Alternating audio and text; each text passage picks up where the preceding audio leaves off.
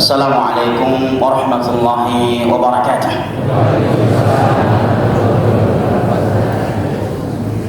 Alhamdulillah wassalatu wassalamu ala Rasulillah wa ala alihi wa sahbihi wa sallama tasliman katsira, amma ba'd. Fa ahlan wa sahlan wa marhaban bikum. Ana ucapkan kepada segenap ikhwani al-kiram wa akhwati al-karimat, jamaah sekalian yang ana cintai dan muliakan, rahimani Allah wa iyyakum wa baraka fikum. Namun sebelum kita masuk ke dalam kajian kita, ada hal yang diminta oleh teman-teman panitia untuk ana sampaikan, yaitu agar ibu-ibu yang dimuliakan Allah, gelas-gelas dari kaca maju sedikit Bu, supaya ya akhwat yang datang belakangan bisa mendapatkan tempat di dalam masjid. Bapak-bapak ada yang nggak kebagian? Bu, caranya Bu, mari kita berdiri semuanya dulu. Kemudian, ayo, bismillah. Ibu-ibu berdiri dulu semuanya. Kemudian setiap ibu-ibu maju satu langkah. Setiap dari ibu-ibu maju satu langkah.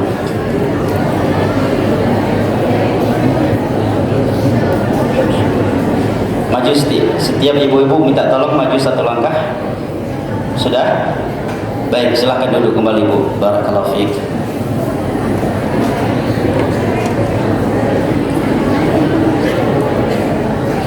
Ya, dengan ini ibu-ibu telah melaksanakan firman Allah Jalla wa Ala di dalam surat Al-Mujadilah, tafassahu fil majalis yafsahillahu lakum wa idza qila inshuzu fanshuzu.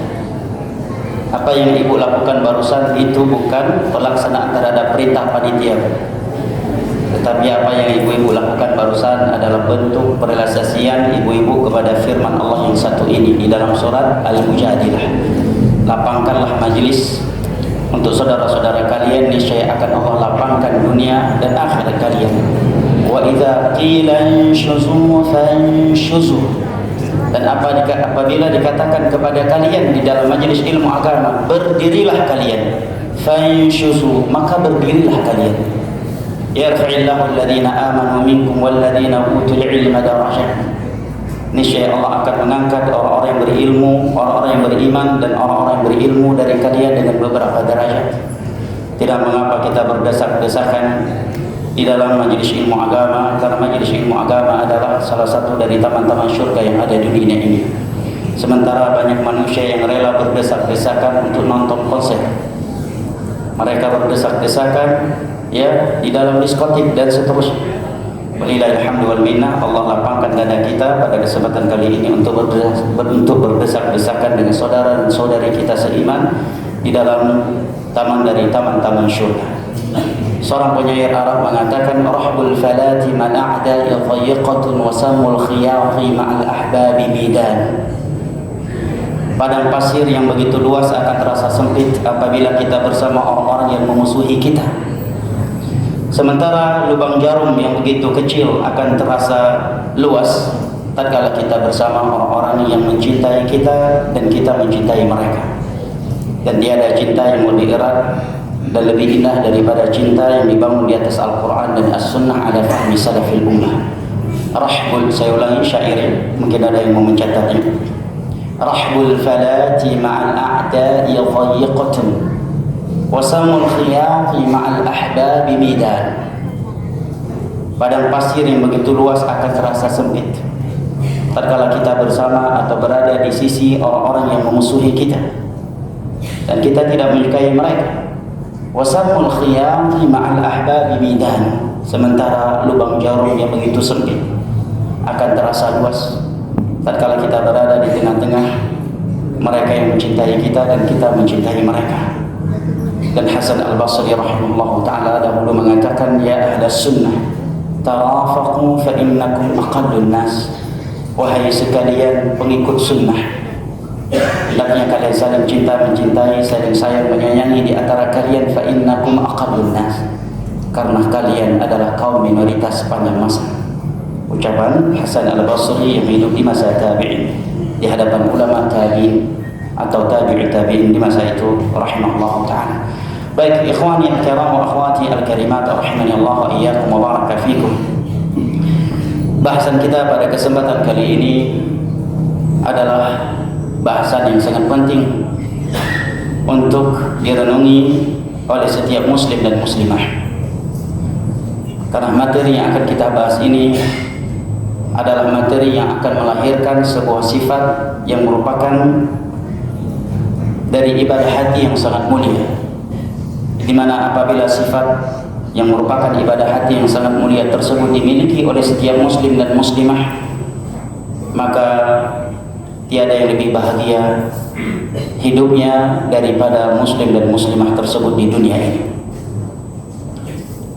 yaitu meyakini bahwasanya pilihan Allah adalah yang terbaik, dan dengan meyakini hal ini akan lahir di hati seorang muslim sifat ar-ridha, ridha dengan ketetapan dan takdir Allah Jalla wa Ala. Ikhwani al-karam wa akhwati al-karimat rahimani Allah wa iyyakum wa baraka fikum. Sebagaimana yang telah kita ketahui bersama bahwa kehidupan kita di dunia yang semu lagi menipu ini adalah hari-hari yang silih berganti. Masih banyak di luar, Pak. Ini masih muat 5 orang lagi, 10 orang masih muat juga. Nah, yang punya karomah duduk di atas air boleh juga. Ada yang punya karomah nggak basah kan? Nggak tahu, kita mungkin martabatnya lebih tinggi. Nah, ini masih muat lagi, Pak. Di belakang ada, Pak. Silakan, Pak. Yang di luar, Pak. Atau yang di depan boleh maju, biar yang di belakang bersama. Ini masih muat 5 orang lagi, Pak. Masih muat, silakan. Masya Allah, ahlan wa sahlan. Nggak ada pertanyaan kok, Pak. Tenang, Pak. Ayo silakan. Ini masih muat banyak. Di sana juga masih muat banyak, sebelah kanan. Ya, masih banyak yang kosong. Baik, jamaah yang dimuliakan Allah, sebagaimana yang telah kita maklumi bersama bahwa kehidupan kita di dunia ini adalah kehidupan hari-hari yang silih berganti. Terkadang kita sehat, namun terkadang kita sakit. Terkadang sebagian orang kaya, kemudian juga hari lainnya dia miskin. Terkadang terjadi perkumpulan dan kemudian terjadi perpisahan. Wa tilkal ayyamu nudawiluha bainan nas. Kehidupan dunia ini adalah hari-hari yang silih berganti, dan tidak ada yang mengetahui apa yang akan terjadi untuk dirinya di kemudian hari. Wa ma tadri nafsum madza taksibu ghadan. Tiada satu jiwa yang mengetahui apa yang akan menimpanya esok hari, baik terhadap diri kita, keluarga, anak keturunan, atau harta yang kita miliki. Akan tetapi jamaah yang dimuliakan Allah, dengan sifat ridha yang kita miliki, maka kita akan selalu bahagia, tenang, dan tentram hidup kita, karena kita mengetahui al-khiyaratu fima ikhtarahu Allah. Kebaikan itu ada pada pilihan Allah Jalla wa Ala. Ungkapan ini memang bukan sebuah hadis, bukan juga sebuah asar dari sebagian sahabat Nabi sallallahu alaihi wasallam, tetapi ini adalah ucapan yang diucapkan oleh sebagian ulama, di antaranya Al-Imam Al-Ajuri rahimahullah ta'ala. Meskipun ini bukan hadis, bukan juga asar dari seorang sahabat Nabi sallallahu alaihi wasallam, akan tetapi ungkapan ini adalah ungkapan yang benar. Di antara dalil umum yang membenarkan ucapan dan makna dari ucapan ini adalah firman Allah Jalla wa Ala di dalam beberapa tempat dari Al-Qur'anul Karim. Di antaranya adalah firman Allah Jalla wa Ala di dalam surat Al-Baqarah. Al-Baqarah ayat 216. Allah berfirman, Kutiba alaikumul qitalu wa huwa kurhun lakum wa asa an takrahu syai'an wa huwa khairun lakum wa asa an tuhibbu syai'an wa huwa syarrun lakum wallahu ya'lamu wa antum la ta'lamun. Telah ditetapkan, telah diwajibkan kepada kalian jihad, wa huwa kurhun lakum, dan jihad itu kalian benci. Maksudnya para sahabat membencinya dengan kebencian yang manusiawi.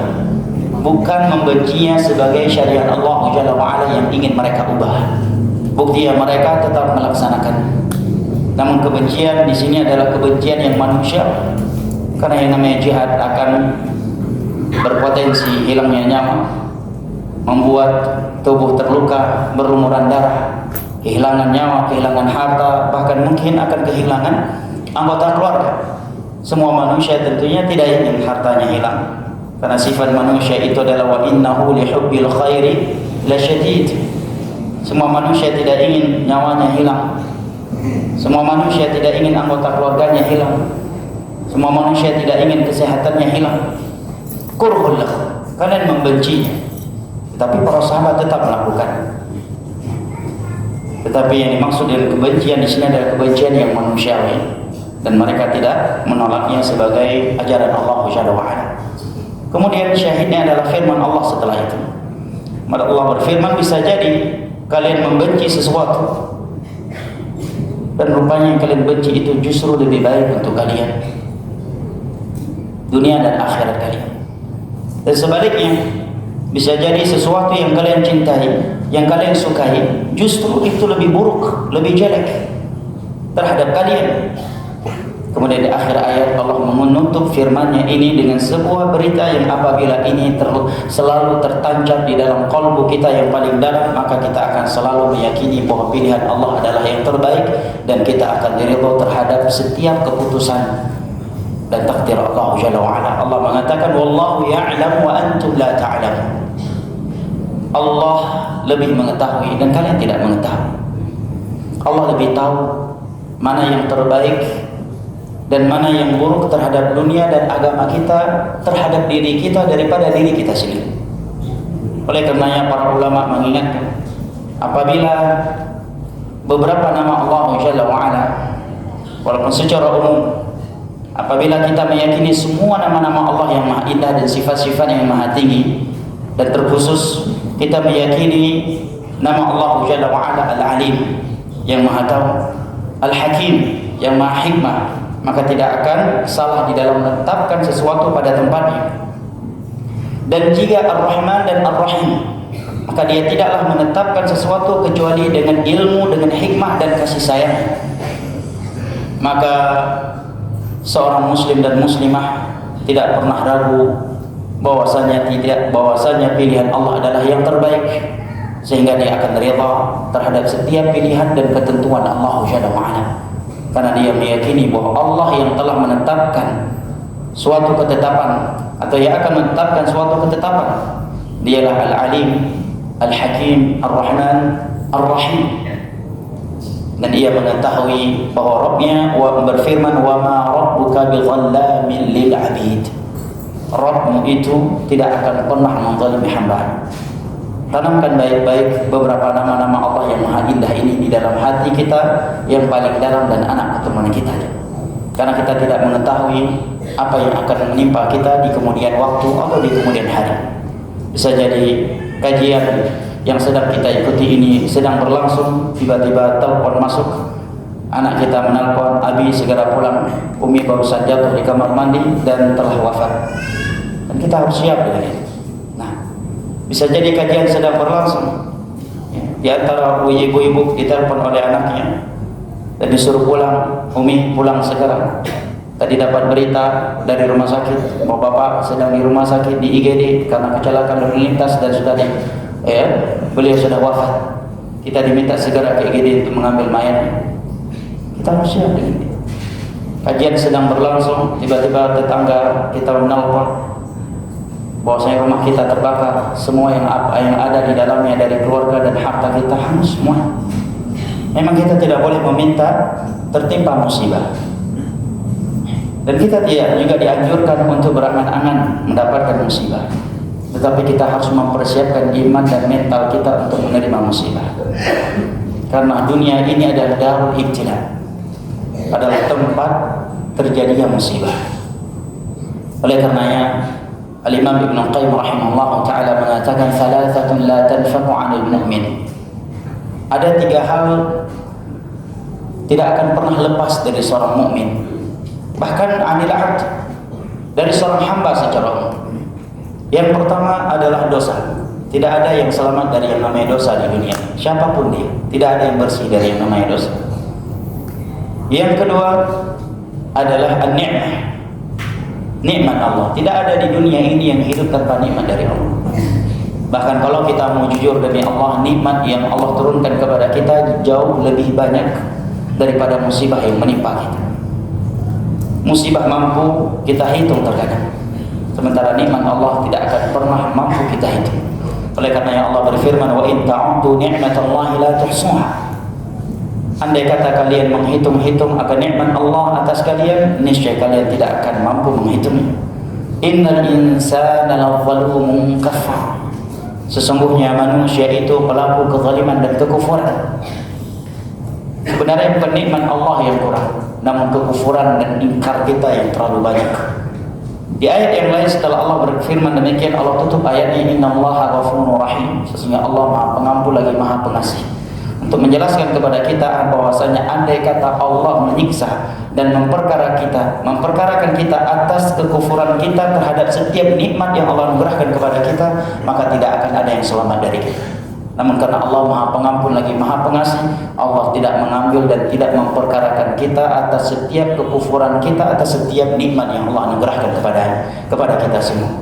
Dan mensyukuri nikmat adalah sebuah kewajiban, dan meninggalkan sebuah kewajiban adalah sebuah dosa.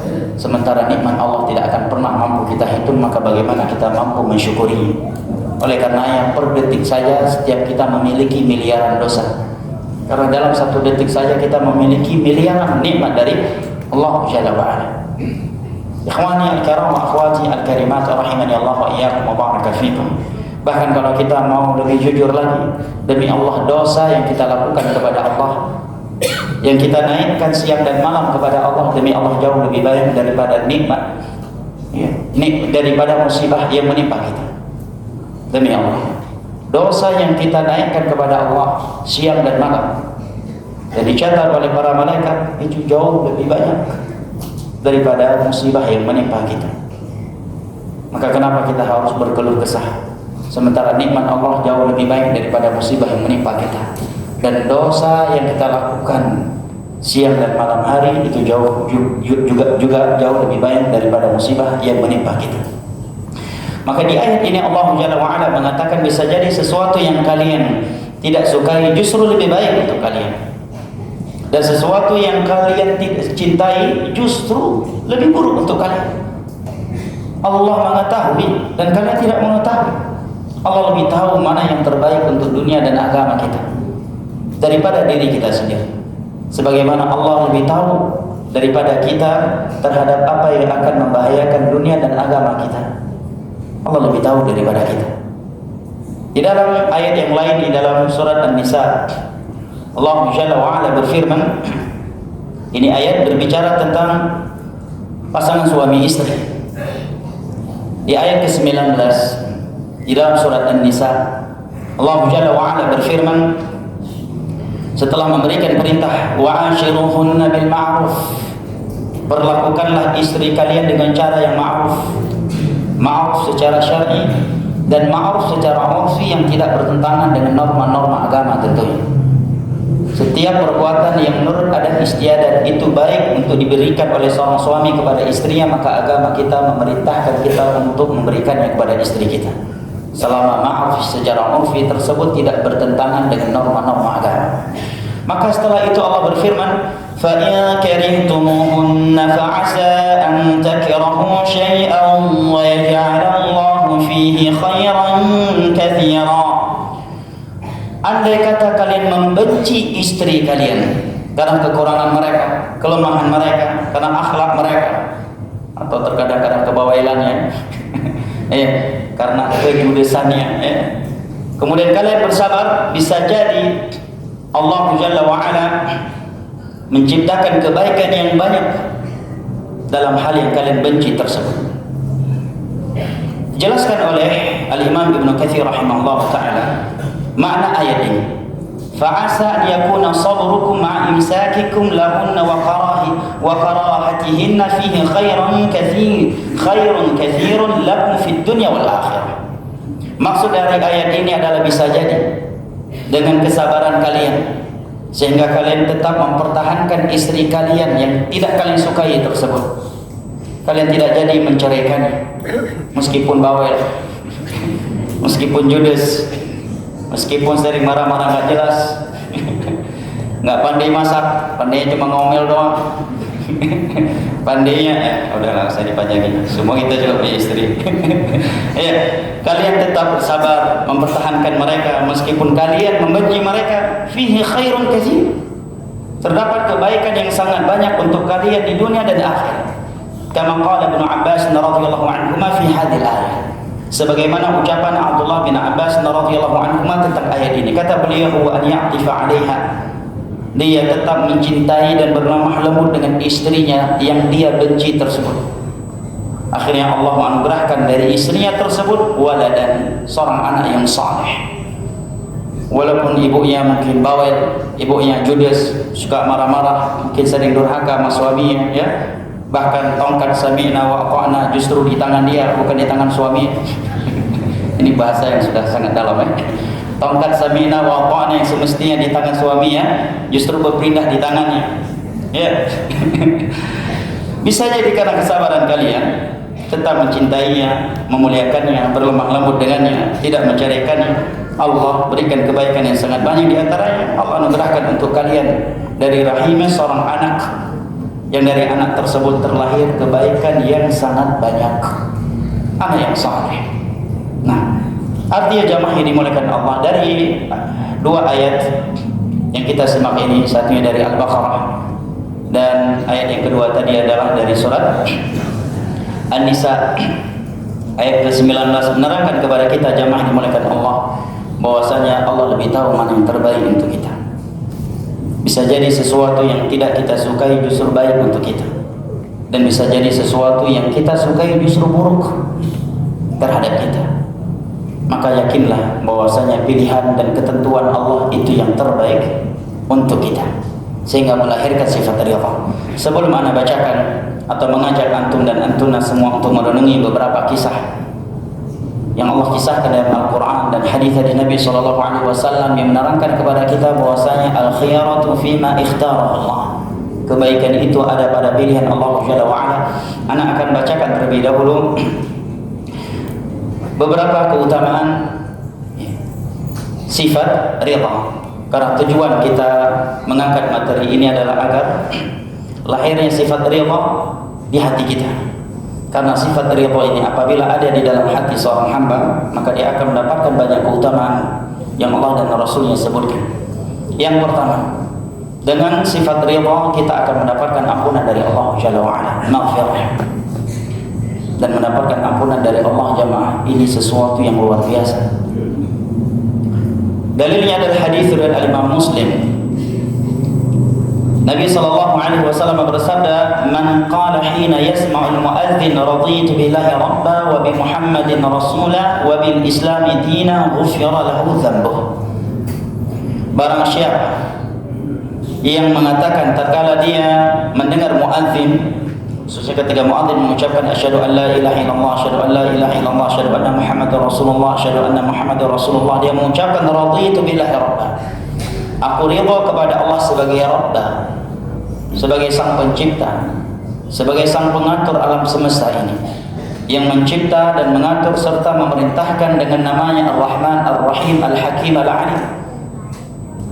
Wa bi Muhammadin Rasulah, aku ridha dengan Nabi Muhammad sebagai Rasul yang diutus oleh Allah dan wajib untuk kita ikuti. Wa ma arsalna min rasulin illa liyuta'a bi idznillah, karena tidaklah seorang rasul itu diutus kecuali untuk ditaati, bukan untuk dikenang semata akan hari kelahiran dan hari wafat, bukan sekedar untuk dipelajari sirahnya dan keutamaannya, kemudian semua yang dipelajari dari sirahnya tersebut hanya sekedar maklumat belaka. Tidak.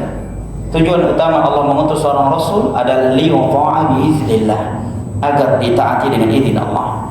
Wabil Islami dina, dan dia mengatakan aku ridha Islam ini sebagai agama, sehingga dia tidak mencari agama selain Islam untuk dia anut. Seperti sebagian manusia yang saking terbukanya, dia terbuka untuk agama lain, akhirnya keluar dari Islam dan berpindah ke agama lain. Maka Nabi mengatakan ghufira lahu dzambu, akan diampuni dosa-dosa. Di sini ana ingin mengajak antum semua ikhwani al-kiram wa akhwati al-karimat yang ana cintai dan muliakan rahimani Allah wa iyyakum wa baraka fikum, untuk memahami betapa besarnya keberuntungan seorang hamba tatkala dia telah memperoleh ampunan Allah Jalla wa Ala. Dan agar kita tidak menganggap bahwasanya mendapatkan ampunan Allah Jalla wa Ala itu adalah sesuatu yang sepele. Masih muat. Barakallahu fiik wa sallam.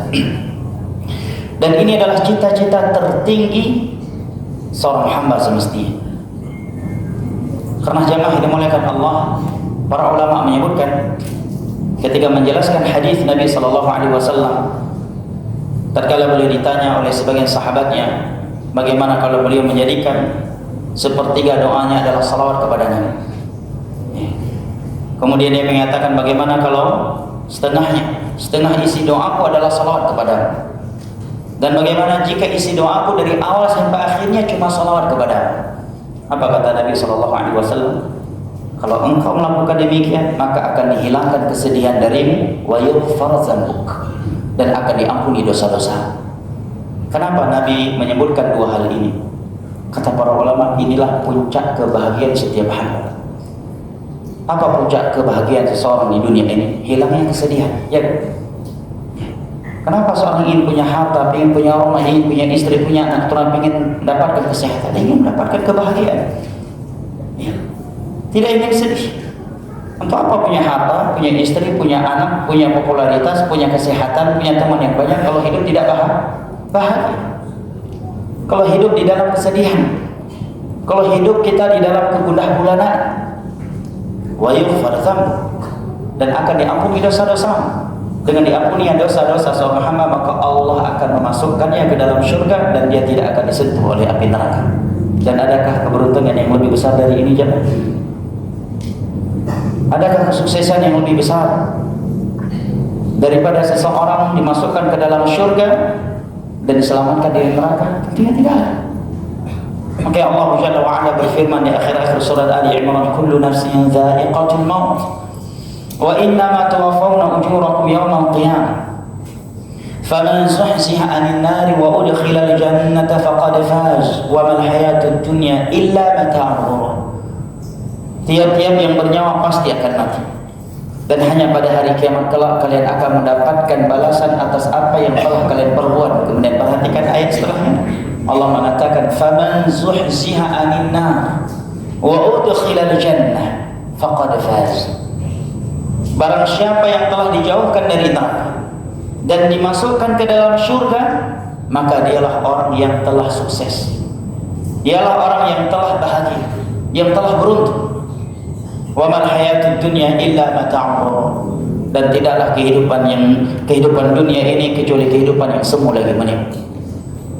Ketika Madinah di masa Nabi sallallahu alaihi wasallam pernah dilanda musim kemarau dengan tidak turunnya hujan, sehingga pertanian penduduk Madinah mulai mengering dan terancam akan hancur.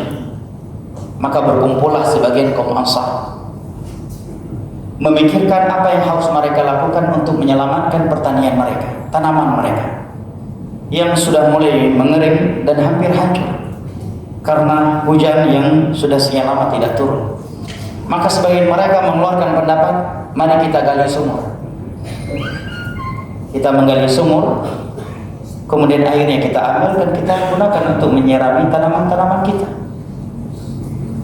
Sebagian kaum Ansar yang lainnya mengatakan, ngapain capek-capek gali sumur? Sementara di tengah-tengah kita ada Rasulullah SAW. Lebih baik kita datangi beliau, kita minta beliau berdoa kepada Allah menurunkan hujan. Hujan yang turun diserap oleh bumi dan langsung menyirami tanaman kita. Pintar juga nih, simple ya. Maka semua mereka sepakat, benar juga nih. Akhirnya semua mereka sepakat dengan pendapat ini, maka berangkatlah mereka, di antaranya adalah Abu Ayyub Al-Ansari menemui Nabi sallallahu alaihi wasallam. Begitu Nabi sallallahu alaihi wasallam melihat kaum Ansar datang rame-rame Sebelum mereka menyampaikan tujuan mereka datang, Nabi langsung mengatakan, saluni, wahai kaum Ansar, mintalah sesuatu kepadaku, niscaya akan aku langsung sampaikan kepada Allah dan Allah akan langsung mengabulkannya untuk kalian. Maka mereka pun saling menoleh di antara mereka dan mengatakan, andai kata kesempatan ini kita gunakan hanya untuk dunia, maka sungguh rendah dan hina cita-cita kita. Pada dunia mereka inginkan apa? Jemaah, bukan rumah, bukan mobil, bukan jabatan, ya, bukan lulus CPNS, ya, bukan untuk mendapatkan istri yang cantik jelita, ya, dan sebagainya. Hanya hujan. Itu pun untuk tanaman mereka yang merupakan sumber makanan pokok. Maka mereka saling menoleh di antara mereka dan mengatakan, andai kata kesempatan yang Nabi berikan ini kepada kita hanya kita gunakan untuk perkara dunia, maka sungguh hina dan rendah cita-cita kita. Akhirnya mereka mengatakan, ya Rasulullah, kami meminta kepadamu agar engkau memohonkan ampunan kepada Allah untuk kami. Menerangkan kepada kita, jemaah, ampunan Allah itu sesuatu banget bagi seorang muslim dan muslim. Mendengar permintaan mereka tersebut, maka Nabi pun bersabda dengan sabda yang sangat ma'ruf di tengah-tengah kaum muslimin. Tidaklah para ulama berbicara tentang keutamaan kaum Ansar kecuali menyebutkan hadis ini. Nabi pun mengangkat kedua tangannya dan berdoa, Allahumma ighfir lil ansar wa abna'il ansar wa abna'i abna'il ansar. Ya Allah, ampunilah dosa-dosa kaum Ansar, anak-anak mereka dan anak-anak dari anak-anak mereka, cicit mereka, cucu mereka. Karena untuk apa kita hidup bahagia di dunia ini kalau mati dalam keadaan tidak diampuni dosa-dosa kita oleh Allah Jalla wa'ala. Tetapi andai kata kita hidup dengan penuh ujian, dengan penuh cobaan, tetapi kita mati dalam keadaan diampuni dosa-dosa kita oleh Allah Jalla wa'ala, maka syurga adalah balasan Allah untuk kita, dan Allah menjamin kita tidak disentuh oleh api neraka. Dan itulah keberuntungan yang sesungguhnya. Maka yang saya katakan tadi ketika menyebutkan hadis riwayat Imam Muslim yang menerangkan kepada kita keutamaan memiliki sifat ridha adalah diampuni dosa-dosa kita oleh Allah, bahwasanya mendapatkan ampunan Allah Jalla wa'ala itu adalah sesuatu yang sangat mahal, adalah anugerah yang luar biasa, adalah keberuntungan yang tiada tara. Dan itu Allah berikan kepada kita tatkala kita memiliki sifat ridha. Keutamaan ridha yang kedua, jamaah yang dimuliakan Allah, adalah jaminan masuk syurga bagi orang yang memiliki sifat ridha. Dalilnya adalah hadis riwayat Imam Muslim dari Abu Sa'id Al-Khudri radhiyallahu anhu. Rasulullah sallallahu alaihi wasallam pernah bersabda kepada Abu Sa'id, ya Aba Sa'id, man radiya billahi rabba wa bil islam dina wa bi Muhammadin nabiyya wajabat lahu jannah. Wahai Abu Sa'id, barang siapa yang ridha Allah sebagai Rabbnya, yang mengaturnya sebagai penciptanya, wa bil islam dina, dan dia ridha Islam ini sebagai agamanya, dan dia ridha Muhammad sebagai nabinya, wajabat lahul jannah, syurga adalah tempat yang pasti untuknya. Keutamaan ridha yang ketiga, bahwasanya ridha kepada Allah adalah sebab kita mendapatkan keridhaan Allah yang abadi. Dan keridhaan Allah Jalla wa'ala adalah nikmat yang sangat besar. Bahkan sebagian ulama ada yang berpendapat bahwa mendapatkan ridha Allah di dalam syurga ini di atas nikmat melihat wajah Allah Jalla wa'ala. Sebagian ulama ada yang berpendapat demikian. Ada yang mengatakan tidak, melihat wajah Allah Jalla wa'ala adalah nikmat tertinggi di dalam syurga. Tapi sebagian ulama tafsir mengatakan mendapatkan keridhaan dari Allah itu lebih tinggi dari segala-galanya. Bahkan melihat wajahnya itu disebabkan keridhaan Allah Jalla wa'ala kepada kita. Mereka berdalil dengan banyak dalil, di antara firman Allah Jalla wa'ala, dzalikal fawzul azim wa ridwanullahi akbar. Dan dari dalil lain-lainnya dalam Al-Quran yang menerangkan kepada kita bahwasanya mendapatkan ridha Allah adalah nikmat yang sangat besar. Dalilnya adalah hadis riwayat Imam Al-Bukhari dan Muslim Nabi SAW bersabda, Inna Allah yaqulu li ahli jannah. Sesungguhnya Allah Jalla wa'ala di hari kiamat nanti berfirman kepada penduduk syurga, Ya ahlal jannah, wahai penduduk syurga.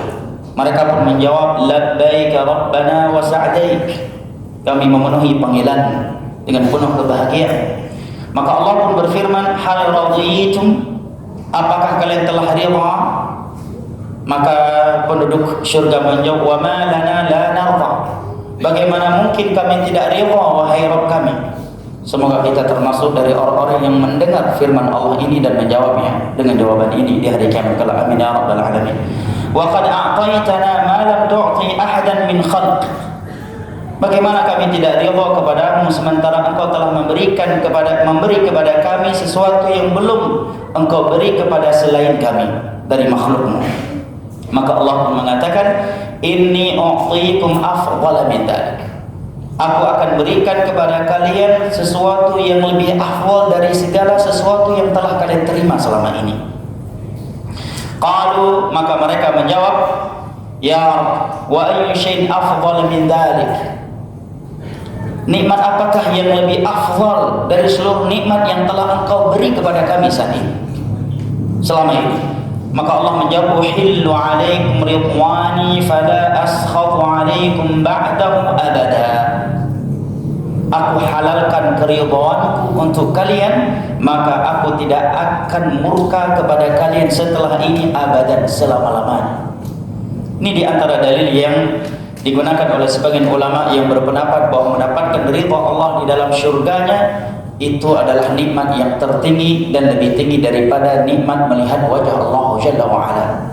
Dan tidaklah wajah Allah dilihat oleh penduduk syurga kecuali karena keridhaan Allah Jalla wa'ala kepada mereka. Lilladzina ahsanul husna wa ziyadah. Yang keempat, jamaah yang dimuliakan Allah, orang yang ridha dengan keputusan dan pilihan Allah, dia adalah manusia yang paling kaya.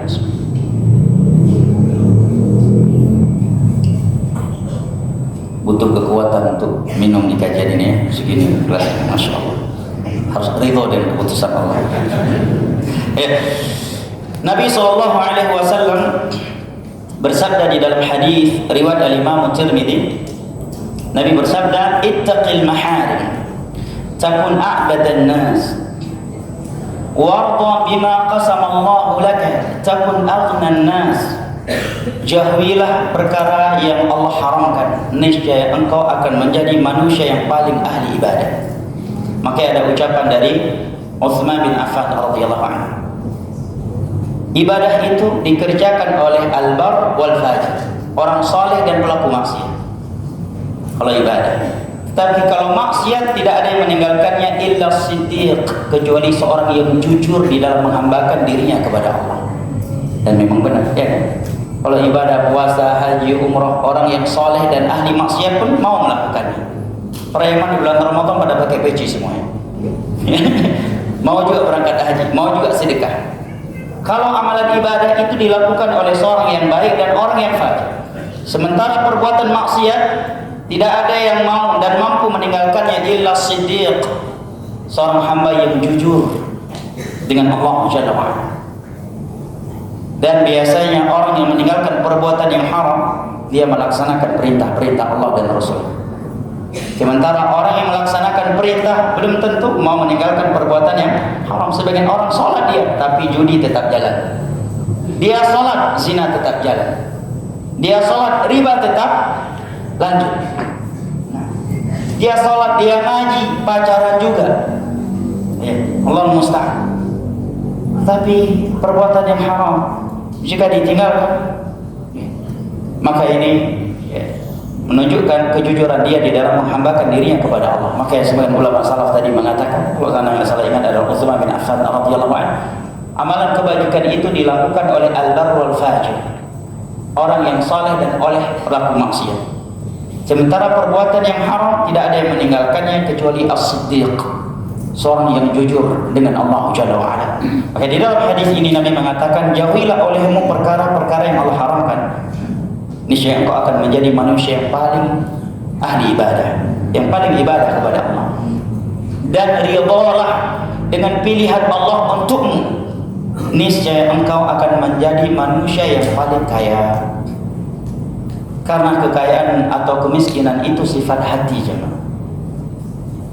Betapa banyak orang secara lahiriah kaya, tetapi ucapan dan perbuatan atau tingkah lakunya layaknya orang miskin. Kenapa? Karena tidak ada yang kekayaan di dalam hati. Apa buktinya, jemaah? Buktinya orang udah banyak imannya, kalau kita jumpa sama dia seakan dia, ya, kita lebih kaya dari dia. Obrolannya ngeluh saja, ya kan? Sehingga terkadang kita ingin berdoa jangan terlalu sering dipertemukan dengan dia oleh Allah. Karena setiap jumpa ini curhat dulu. Ya, utang di sana, utang di sini, ya. Ya, giliran beli sesuatu nggak ngomong sama kita, ya. Giliran belum sanggup bayar utang ngomong sama kita. Ya. Curhat melulu bawaannya. Padahal secara rumah dia lebih besar rumahnya dari rumah kita, kendaraannya lebih banyak daripada kendaraan kita, bahkan istri yang mungkin lebih banyak daripada kita. Tapi bawaannya melulu. Contoh lainnya koruptornya. Koruptor, apakah mereka korupsi karena miskin? Enggak. Gaji mah tunjangan, masya Allah. Kendaraan, ya, plat merah, nopol merah, ya, bebas ganjil genap. Bebas razia lagi kendaraannya, ya. Ada anggaran untuk BBM lagi. Tetap aja korupsi. Kenapa? Enggak tidak memiliki sifat ridha terhadap pemberian dan keputusan Allah Jalla wa'ala, sehingga dia tidak memiliki sifat qanaah. Karena tidak ada qanaah, akhirnya dia melakukan perbuatan-perbuatan yang menunjukkan seakan dia belum kaya. Berbeda dengan orang yang ridha dengan pemberian Allah Jalla wa'ala, dia akan menerimanya dan tidak akan membuatnya untuk mencuri, untuk merampok, untuk merampas, dan seterusnya. Nabi mengatakan, ridhalah dengan pemberian Allah untukmu, takun aghnan nas, niscaya engkau akan menjadi manusia yang paling kaya.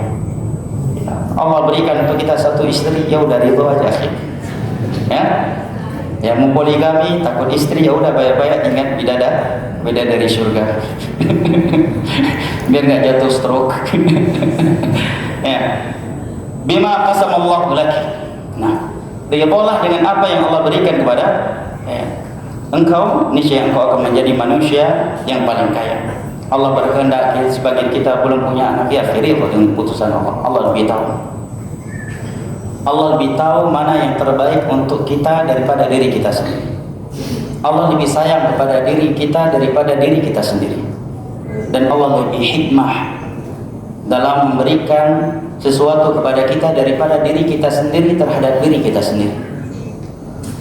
Dan orang yang memiliki sifat ridha akan selalu kaya, akan selalu tenang, tentram hidupnya. Nah, kemudian jamaah yang dimuliakan Allah, orang yang ridha dengan ketentuan dan pilihan Allah Jalla wa'ala, dia akan merasakan manisnya keimanan. Di dalam hadis dari Imam Muslim, Nabi SAW bersabda, "Dzaqa ta'mal iman man radiya billahi rabba wa bil islami dina wa bi Muhammadin rasulah." Akan merasakan manisnya keimanan mereka yang ridha kepada Allah sebagai Rabbnya, mereka yang ridha terhadap Islam sebagai agamanya. Karena inna dina indallahi Islam. Hari-hari ini jamaah dimuliakan Allah, anak-anak muda ini terancam dengan al-ghazwul fikri, perang ideologi, yang seakan itu adalah ideologi yang menunjukkan keterbukaan. Padahal itu adalah justru ideologi yang bisa membatalkan Islam seseorang, dan khususnya anak-anak muda yang berada di dunia kampus, dunia keterbukaan. Saking terbukanya sebagian mereka ikut acara-acara keagamaan orang lain, bahkan memiliki ketertarikan terhadap agama selain Islam. Padahal di dalam Islam Allah telah mengatakan inna dina indallahi Islam, satu-satunya agama di sisi Allah adalah agama Islam. Wa man yabtaghi ghayra al-islam dinan fala yuqbala minhu wa huwa fil akhirati minal khasirin. Barang siapa yang mencari selain Islam sebagai agamanya, maka Allah tidak akan menerimanya darinya. Al-yawma akmaltu lakum dinakum. Sehingga sangat menyedihkan, sebagian orang sudah tokoh agama, sudah disebut sebagai ustadz atau dosen agama, justru belajar tentang perbandingan agama dan perbandingan mazhab ke kampus-kampus kafir, ke dosen-dosen kafir, bahkan sebagian mereka ateis. Ya, fulan doktor kejurusan perbandingan agama, alumni Amerika, alumni ini, ke kampus-kampus kafir yang dosennya kafir, bahkan sebagian dosen nggak punya agama, ateis.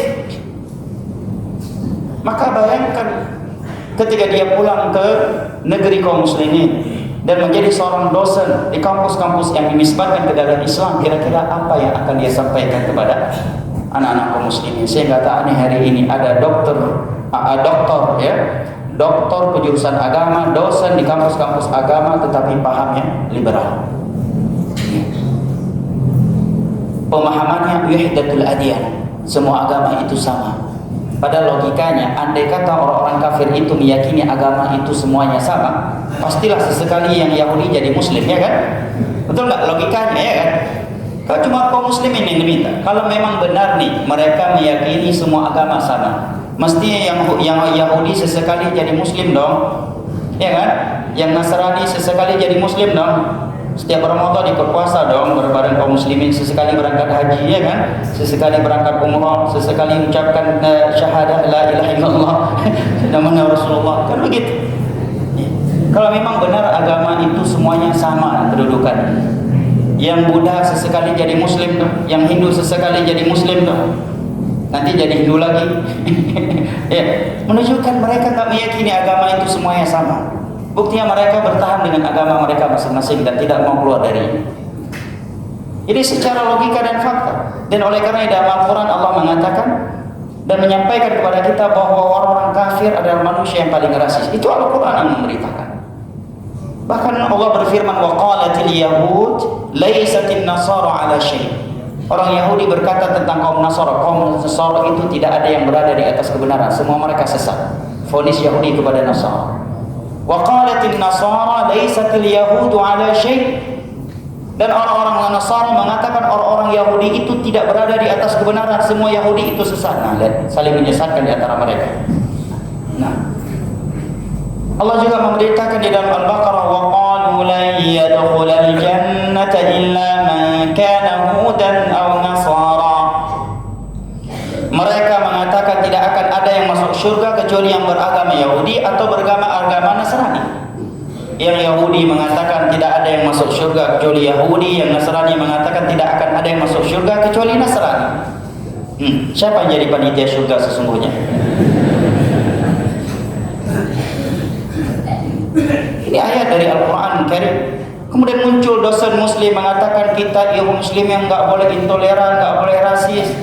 Telah DT baru bangun dari tidur, nggak pernah baca Al-Quran sih, makanya jadi liberal. Nah, makanya banyak-banyak baca Al-Quran dan tafsir agar nggak menjadi ateis dan tidak menjadi seorang yang liberal. Nah, bahkan dimaklumi dalam sejarah bagaimana kebencian Yahudi terhadap Nasara, kebencian kaum Nasara terhadap Yahud, ya, kebencian Yahud terhadap Majusi, orang Majusi terhadap Yahud dan Nasara.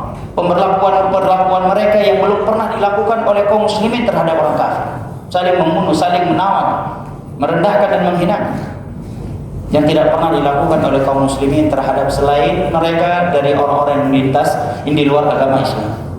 Nah, maka Nabi SAW menyebutkan orang yang ridha Allah Subhanahu Wa Taala sebagai Rabbnya, Islam sebagai agamanya, dan Muhammad sebagai Rasulnya, dia akan merasakan manisnya keimanan.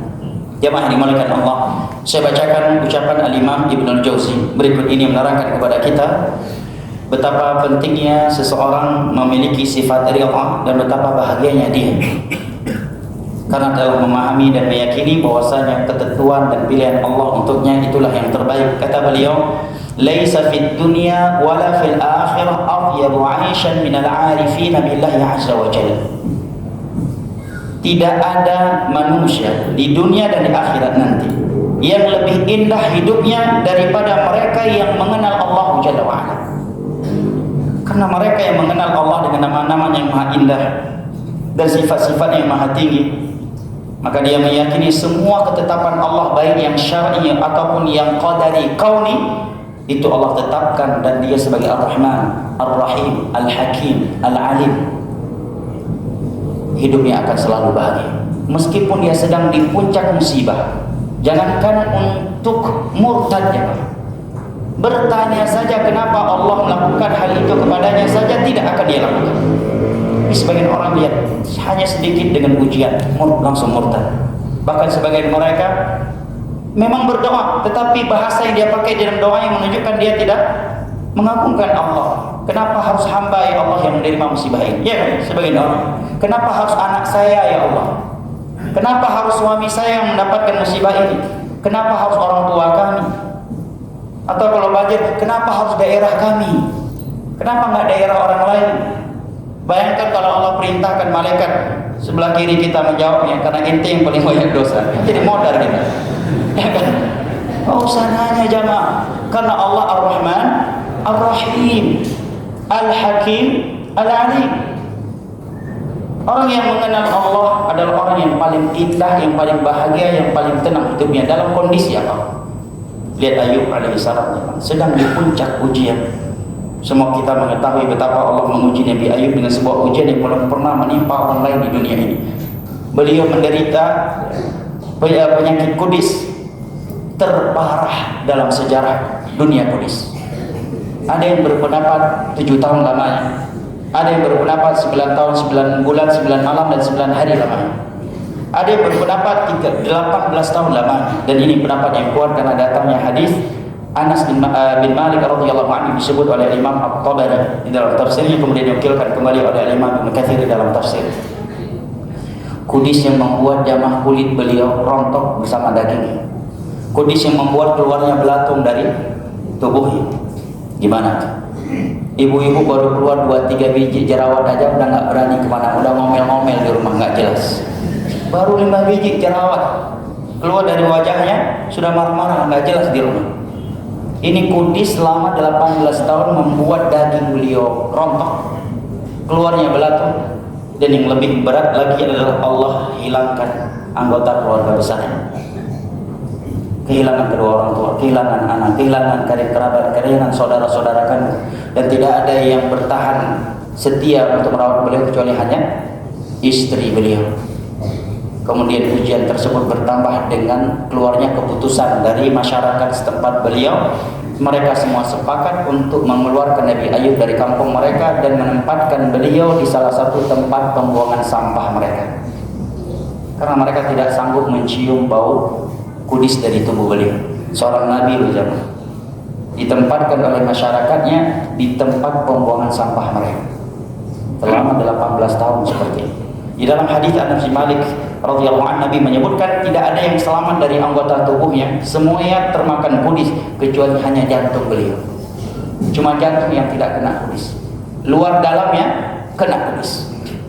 Bagian kita mungkin walaupun kena kudis cuma bagian luar, ini luar dalam, tidak ada yang selamat kecuali jantung.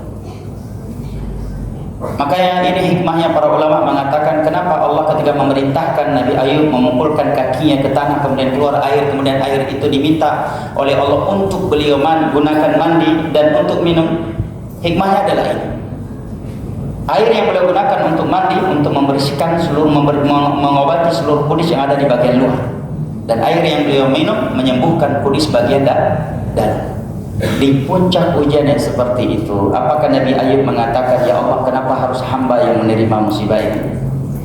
Apakah Nabi Ayub mengatakan, ya Allah, dosa apa yang hamba lakukan sehingga hamba mendapatkan ujian yang seperti ini?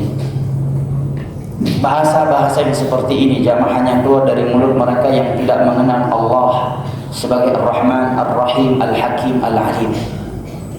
Berbeda dengan mereka yang mengenal Rabbnya sebagai Ar-Rahman, Ar-Rahim, Al-Hakim, Al-Alim. Di puncak ujian yang seperti ini, Nabi Ayub justru memuji Allah dengan mengatakan, Rabbi massani yadhur wa anta arhamur rahimin. Ya Allah, aku tertimpa penyakit. Lihat ada beliau tidak mengatakan, ya Allah, engkau telah timpakan penyakit kepadaku. Maka Nabi ketika berdoa mengatakan, wasyarru laisa ilaik. Memang kejelekan dan kebaikan itu Allah yang menciptakan, tapi Nabi mengatakan kejelekan tidak dinisbatkan kepadamu. Nabi Ayub mengatakan, ya Allah, aku tertimpa penyakit. Wa anta arhamur rahimin, dan engkau adalah Zat yang maha penyayang, yang maha pengasih. Beliau memuji Allah dengan pujian yang begini tingginya, yang begitu dahsyatnya, dan beliau sedang di puncak ujian yang seperti ini. Kalau kita mungkin bisa mengucapkan demikian karena sedang dapat nikmat, ya. Tiba-tiba ada yang ngasih mobil 2 miliar langsung wa anta arhamur rahimin. Ya sanggup, ya kan? Ya, seorang ikhwah, ya, diterima lamarannya oleh seorang akhwat yang cantik, yang kaya, ya, yang salehah, sementara dia seperti buah kismis paras tubuhnya, ya. Dia udah miskin, ya, paras tubuhnya seperti buah kismis, karena ra'sahu 'inabun tafiyah, kepalanya seperti buah kismis. Diterima lamarannya oleh seorang akhwat yang cantik, yang kaya, yang salihah, hafizah lagi. Ya, mudah untuk mengucapkan wa anta arhamur rahimin. Giliran ditolak lamaran ente, mampu nggak mengucapkan wa anta arhamur rahimin? Giliran jatuh sakit, mampu nggak mengeluarkan ucapan wa anta arhamur rahimin? Giliran jatuh miskin, mampu nggak mengucapkan wa anta arhamur rahimin? Sebelumnya Anda seorang pejabat, punya bawahan yang banyak, sekarang Anda berjibaku panjang, nggak punya lagi kendaraan, tidak ada lagi tunjangan. Kalau pergi ke kantor nggak ada ruangan kecuali kantin, ya kan? Berjibaku panjang ke kantin kan paling baiknya begitu. Setiap manggil orang-orang yang dahulu anak buah Anda, setiap kali Anda memanggil langsung siap Pak, sami'na wa ata'na, perintah petunjuk. Sekarang begitu antum panggil, dia jawab maaf Bapak, kami ada tugas di ruangan dari pimpinan. Mampu tak dalam kondisi yang seperti itu kita mengatakan wa anta arhamur rahimin kepada Allah? Di saat antum sedang stroke, jatuh stroke dan umur masih muda, mampukah antum mengatakan wa anta arhamur rahimin? Jatuh sakit, sebagian wanita, ya, sudah diuji dengan perceraian, diuji dengan tumor, diuji dengan kanker, dan diuji dengan kehidupan sebatang kara. Mampukah dalam kondisi yang seperti itu kita mengatakan kepada Allah wa anta arhamur rahimin? Ini luar biasa jemaah. Nabi Ayub kehilangan orang tua, kehilangan anak, kehilangan keluarga besar, tidak ada yang tersisa kecuali istri. Kemudian diuji dengan kudis luar dalamnya, yang membuat daging beliau rontok, yang membuat belatung keluar dari tubuhnya, yang membuat masyarakat di daerahnya mengeluarkan beliau dan menempatkan beliau bersama istrinya di salah satu tempat pembuangan sampah mereka selama 18 tahun. Beliau justru memuji Allah wa anta arhamur rahimin sebelum beliau sehat. Mungkin kalau kita mampu mengucapkannya kalau sudah sehat, ya. Kalau sedang sakit, ya, tiba-tiba jatuh stroke, umur masih muda, mampukah memuji Allah wa anta arhamur rahimin? Ya. Menyaksikan rumah dibawa oleh banjir, dibawa oleh tsunami, ditelan oleh bumi karena gempa bumi, bersama anggota keluarga tercinta, mampukah di dalam kondisi yang seperti itu kita mengucapkan wa anta arhamur rahimin? Demikian juga Nabi Yunus alaihi salam, di saat beliau berada di dalam kegelapan laut, bertambah kegelapan ikan yang sangat besar, justru beliau memuji Allah dan menyalahkan dirinya. Beliau mengatakan la ilaha illa anta subhanak inni kuntu minadh dhalimin. Ini pujian yang paling tinggi, jemaah. Tiada sesembahan yang berhak ibadahi kecuali Engkau. Bahkan sebagian ulama mengatakan inilah nama Allah Al-A'zam. Sehingga Nabi mengatakan tidaklah seseorang membuka doanya dengan doa Nabi Yunus ini kecuali Allah kabulkan doanya. Kemudian beliau mengatakan subhan, maha suci Engkau dari kezaliman, dari kekurangan. Allah tersucikan dari kezaliman, jemaah. Walaupun kita saat ini kehilangan istri, kehilangan anak, kehilangan rumah, tidak ada yang tersisa kecuali diri kita dan baju dia di tubuh kita. Katakan la ilaha illa anta subhanak wa anta arhamur rahimin. Kemudian Yunus mengatakan inni kuntu minadh dhalimin. Sesungguhnya diriku dahulunya adalah orang-orang yang banyak dosa. Dalam kondisi yang seperti itu beliau memuji Allah, mensucikan Allah dan menyalahkan diri. Karena jemaah dimuliakan Allah, kita harus yakin bahwasanya ketetapan dan pilihan Allah itu yang terbaik untuk kita. Allah lebih sayang kepada kita daripada diri kita sendiri. Allah lebih tahu mana yang terbaik, lebih hikmah terhadap diri kita daripada diri kita sendiri. Dan Allah lebih tahu tentang kebaikan dan kejelekan untuk diri kita daripada diri kita sendiri. Oleh karenanya Allah Jalla wa Ala berfirman, "Wa ma kana lil mu'minin wa la mu'minatin idza qada Allahu wa rasuluhu amran an yakuna lahumul khiyaratu min amrihim. Wa man ya'si Allah wa rasulahu faqad dhalla dhalalan mubina." Sungguh tidak pantas bagi seorang mukmin dan mukminah wanita apabila Allah dan Rasulnya telah menetapkan suatu ketetapan, dia memiliki pilihan yang lain. Barang siapa yang bermaksiat kepada Allah dan Rasulnya, maka sesungguhnya dia telah sesat dan kesesatan yang nyata. Ini ayat di dalam surat Al-Ahzab. Kalau jamaah sekalian membuka tafsir ini, ayat ini insana akan jamaah dapatkan penjelasan dari sebagian ulama tafsir bahwa ayat ini turun berkaitan dengan pernikahan Zainab dengan Zaid bin Harithah. Zaid bin Harithah sebelumnya adalah budaknya Nabi SAW.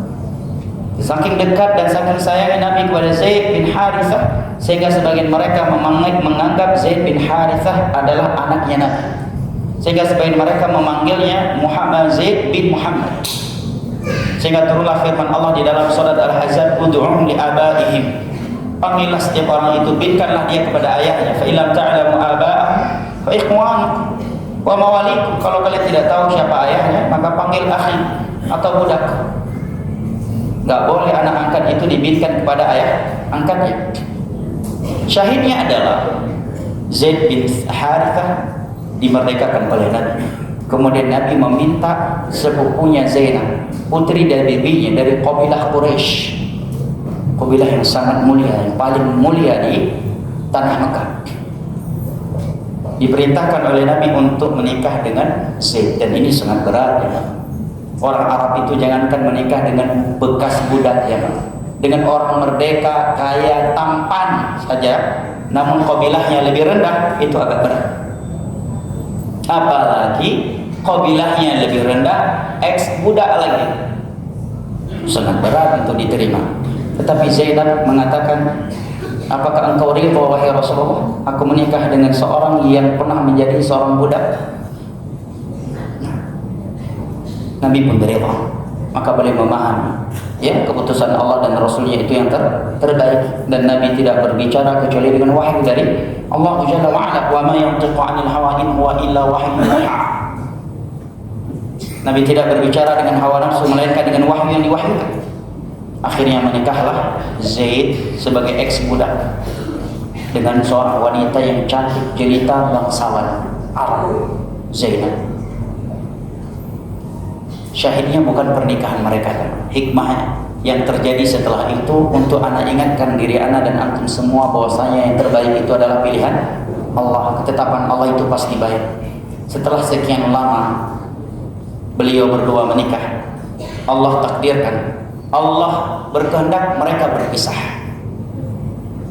Mereka berpisah, bercerailah Zaid dengan Zainab. Dan ini sebagai bahan renungan juga buat kita dalam perceraian dan pernikahan itu dinamika kehidupan. Kita tidak boleh mencela atau memuji orang lain karena bercerai. Oleh karena perceraian di dalam Islam itu hukumnya ada 5. Talak itu terkadang wajib, terkadang haram, terkadang sunnah, terkadang makruh, terkadang mubah. Apalagi untuk menghinakan, merendahkan orang lain karena perceraian terjadi, ini menyebabkan kita jatuh ke dalam ghibah. Dan itu urusan privasi orang lain ya. Ngapain kita ikut membicarakan udah fulan udah cerai mak ini ya? Akhirnya di grup bahas tentang perceraian beliau ya. Oh enggak jadi, baru talak 1 kemarin, udah balik lagi kok, tapi beliau istrinya udah 4 sekarang ya. Berita-berita yang seperti ini secara detail itu ada di ibu-ibu biasanya ya. Bahkan sebagian akhwat itu anak pernah mampir ya di rumah sebagai ikhwah. Yang anak ketahui istrinya jarang ngaji, tapi dia tahu jumlah istri ustaz-ustaz yang terkenal di Indonesia.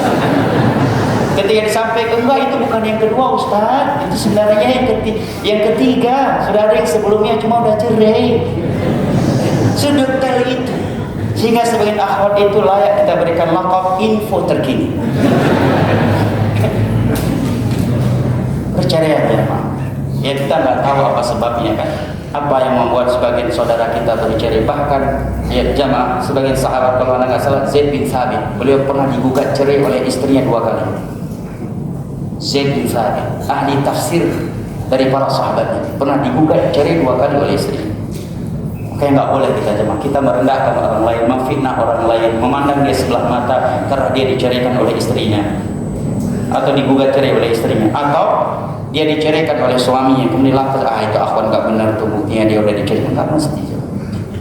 Ya, dan lebih baik kita nggak usah ikut ya masuk ke dalam dunia itu, karena itu akan menyebabkan kita untuk menghibah, suudzon, dan berbicara tanpa ilmu.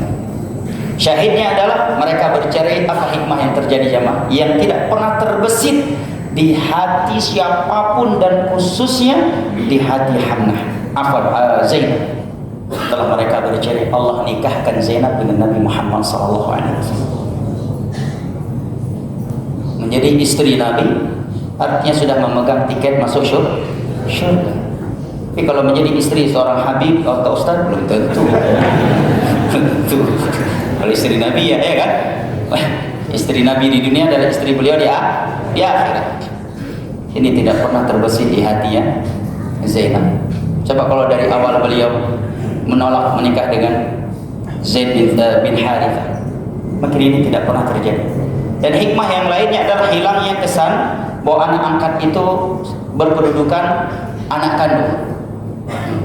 Karena orang Arab di saat itu menjadikan anak angkat seperti anak kandung. Andai kata ayah angkatnya itu meninggal, dia mewarisi. Maka dengan terjadinya pernikahan antara Nabi dengan Zainab, mantan istrinya Zaid, sebagai anak angkatnya Nabi yang dahulu sempat dipanggil Zaid bin Muhammad, hilanglah kesan itu. Karena andai kata anak angkat itu sama kedudukan dengan anak kandung, tentunya Nabi tidak akan menikahi istri anak angkatnya. Lihat jemaah, Zainab menjadi seorang istri seorang Nabi, seorang Rasul, sehingga beliau saling berbangga di depan istri-istri Nabi yang lainnya dengan mengatakan zawwajakunna ahalikun. Kalau kalian mah dinikahkan dengan Nabi oleh wali-wali kalian, kalau gua mah langsung dinikahi oleh Allah dari 7 lapis langit.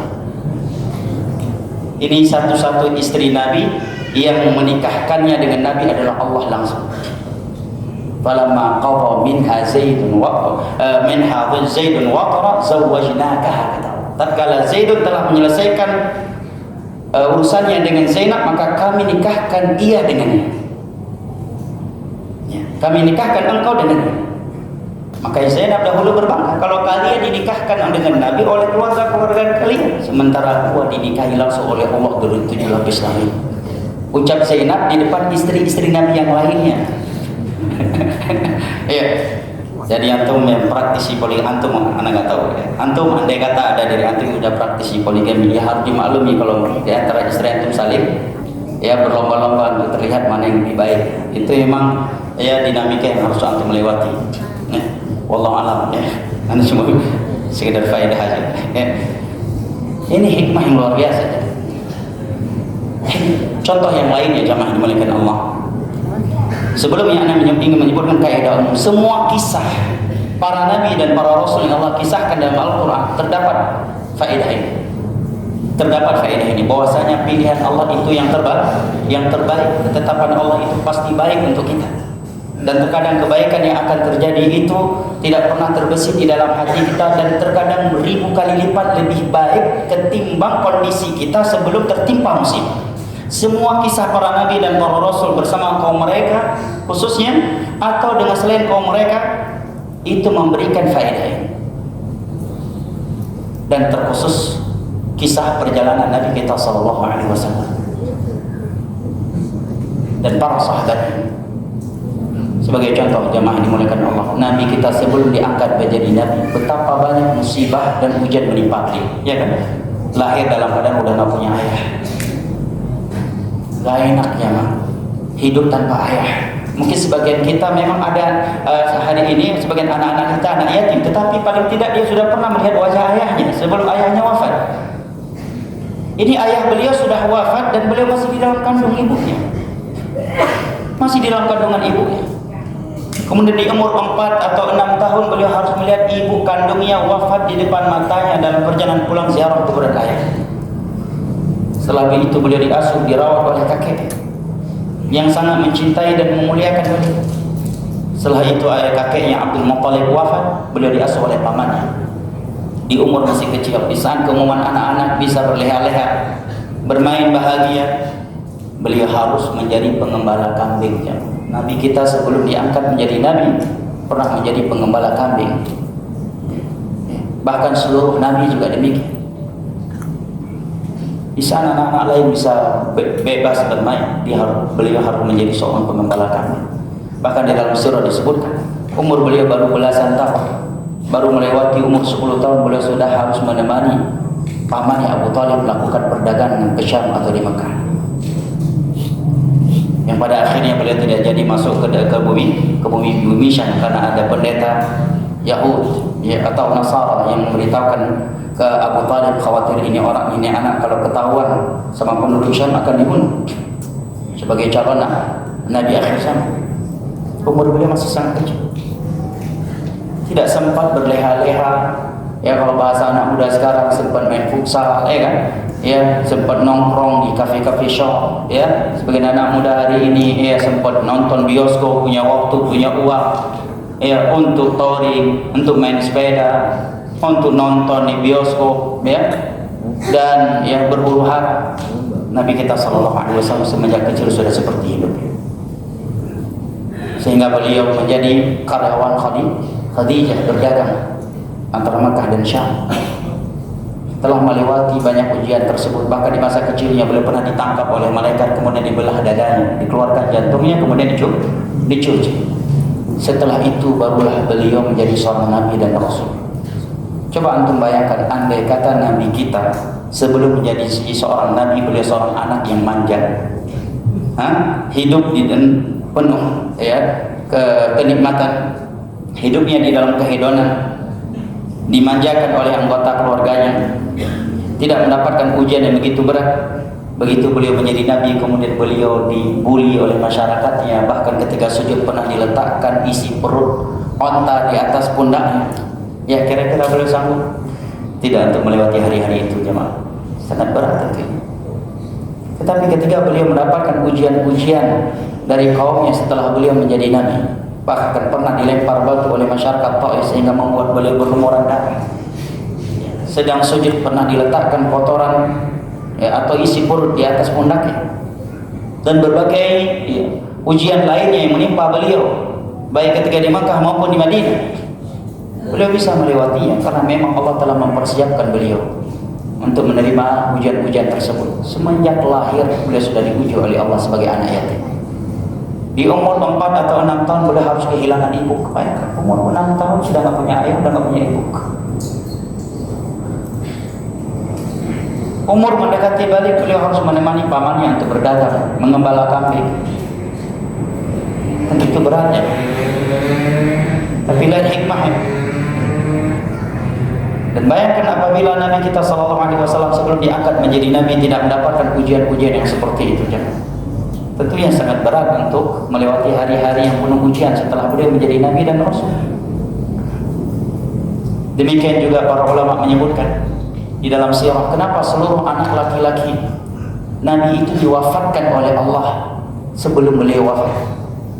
Yang Allah sisakan hanya anak perempuan, yaitu Fatimah. Apa hikmah? Sehingga sebagian orang Arab membuli beliau dengan mengatakan al-abtar, orang yang akan putus nasabnya, nggak ada penerusnya. Karena bagi orang Arab kalau pernah punya anak laki-laki berarti putus, karena nasab itu hanya bersambung kepada laki-laki. Sehingga turunlah ayat Allah, inna syani'aka huwal abtar, justru orang yang mencelamu lah yang putus. Yang antara hikmahnya kata para ulama, karena andai kata Allah sisakan anak laki-laki Nabi setelah beliau wafat, maka dikhawatirkan akan ada yang ghulu terhadap anak lelaki beliau tersebut sehingga menabikannya setelah Nabi wafat. Tidak anak kandung laki-laki saja, hari ini betapa banyak orang yang ghulu terhadap orang yang belum pasti itu keturunan Nabi, yang mulutnya kotor, kasar, akidahnya rusak, ibadahnya rusak, tetapi ada aja orang yang ghulu kepadanya, memperebutkan sisa minumnya. Tisu katanya, ya, bekas keringatnya bisa berharga 150 juta. Ya. Nah, bayangkan kalau itu adalah anak langsung Nabi. Sementara Ali bin Abi Thalib radhiyallahu anhu saja berhasil dibuat oleh Abdullah bin Sabah dan kawan-kawannya agar sebagian orang gulu kepadanya dan menganggap Ali bin Abi Thalib Tuhan selain Allah. Gulunya kaum Syiah saat itu. Bayangkan kalau putra laki-laki masih hidup, putra laki-laki beliau masih hidup setelah beliau wafat. Allah lebih tahu mana yang terbaiknya. Demikian juga jamaah dimulakan Allah, Nabi dan para sahabat harus hijrah meninggalkan Mekah. Tidak ada dari mereka yang ingin keluar dari Mekah. Bahkan ketika Nabi SAW hendak keluar dari Mekah dan sudah berada di salah satu gunung Mekah, apa kata beliau kepada Mekah? Innaki la ahabbu ardhin ilallah. Engkau adalah bumi yang paling dicintai oleh Allah. Engkau adalah bumi yang paling suci. Dan aku sangat mencintai. Walaula anna qaumaki akhrajuni ma kharajtu minki. Andai kata kaummu tidak mengeluarkanku darimu, maka aku tidak akan keluar meninggalkan engkau. Artinya Nabi tidak siap untuk keluar dari Mekah.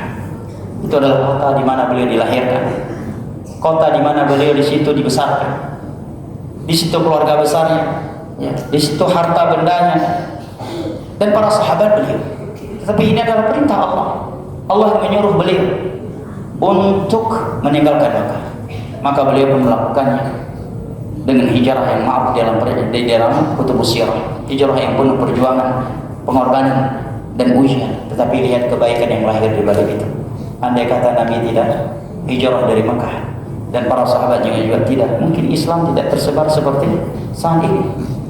Dengan berpindahnya beliau dari Mekah ke Madinah, akhirnya tersebarlah Islam di kota Madinah. Kemudian tersebarlah Islam ke seluruh penjuru dunia. Makanya ketika beliau berada di Madinah, Nabi meminta kepada Allah agar Allah memberikan cinta ke dalam hati beliau terhadap Madinah. Ini menerangkan kepada kita bahwa berada di suatu tempat yang tidak kita cintai itu berat. Makanya Nabi meminta kepada Allah agar Allah berikan cinta kepada kota Madinah di dalam hatinya.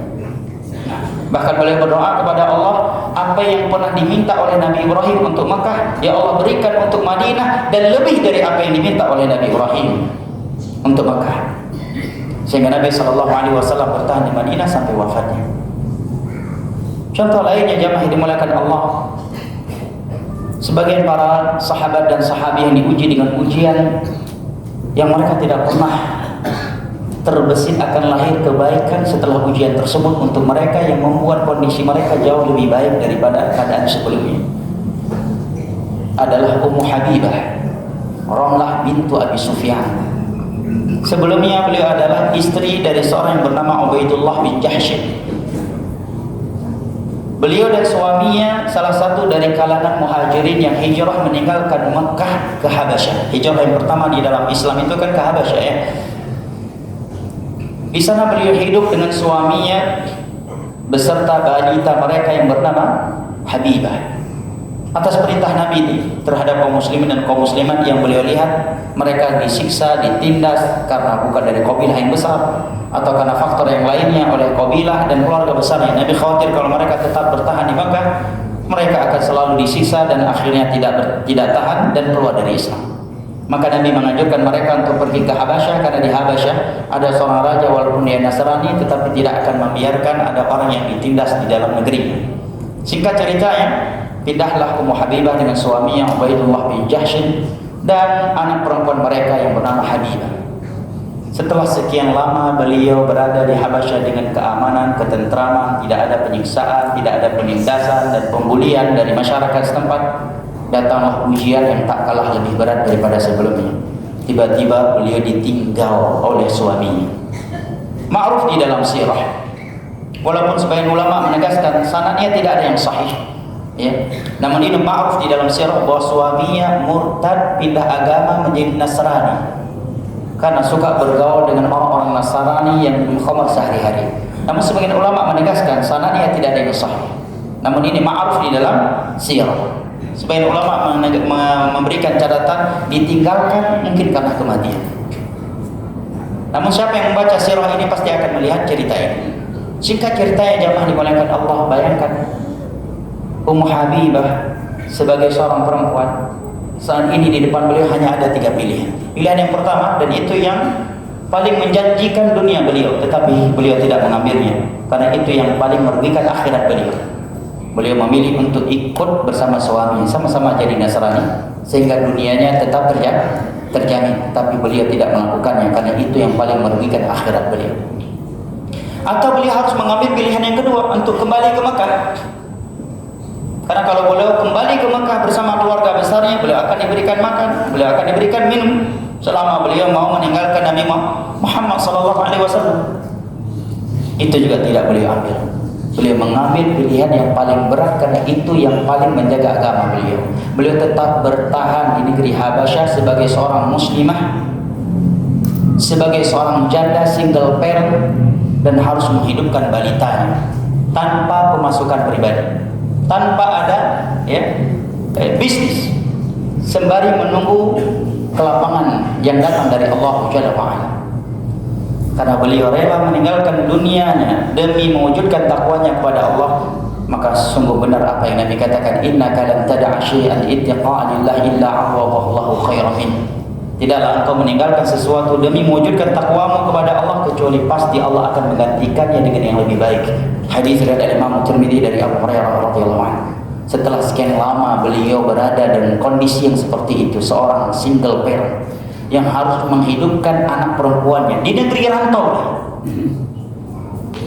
maka datanglah surat lamaran dari Nabi Sallallahu Alaihi Wasallam yang melamar diri beliau sebagai istrinya, menjadi istri Nabi Muhammad Sallallahu Alaihi Wasallam.